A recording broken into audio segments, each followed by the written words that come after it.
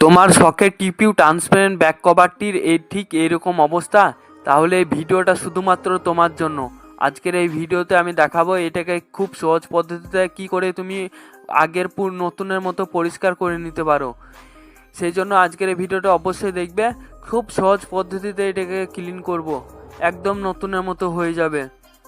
সেটিকে করার জন্য আমি কি কি নিচ্ছি সেগুলো দেখে নাও। সবার প্রথমে নিয়ে নেবে সার্ফ, যেটা কাপড় কাচি আমরা সকলেই। ওয়াই নিয়ে নেবে একটা মগের মধ্যে, অল্প পরিমাণে নেবে, বেশি নেওয়ার দরকার নেই, অল্প পরিমাণে। এর সঙ্গে আরেকটা জিনিস ইউজ করতে পারো তোমরা, সেটা হচ্ছে কলগেট। সকালবেলায় সকলে ইউজ করি, অল্প পরিমাণে এটা নিতে পারো। এটাতেও ওই কভার জাতীয় ওইসব জিনিস পরিষ্কার হয়, আসলেও পরিষ্কার হয়। অল্প পরিমাণে নাও, বেশি নেওয়ার দরকার নেই। এরপর আরেকটা জিনিস দাও, এবার পানি দিতে হবে তোমাকে। পানি নিতে হবে হাফ মগ পানি নিয়ে তোমাকে ভালো করে ঘুলে নিতে হবে এইসব জিনিসগুলো।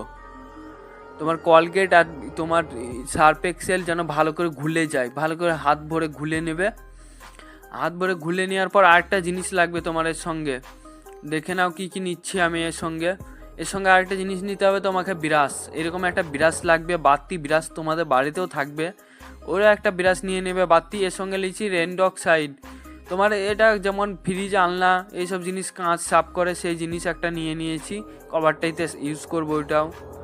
সবার প্রথমে কভারটি নাও, তারপর মগে ভালো করে ডুবিয়ে নাও, এই দিক ওই দিক করে ভালো করে ডুবো। যত ডুবোবে দেখবে আস্তে আস্তে এর হলুদ রঙগুলো ছাড়ছে, তোমরা নিজের চোখেই দেখতে পাবে, বুঝতে পারবে তখন। তারপরে তোমরা এইভাবে বিরাস নিয়ে আমার বোতন এইভাবে তোমরা ভালো করে দলিয়ে নেবে।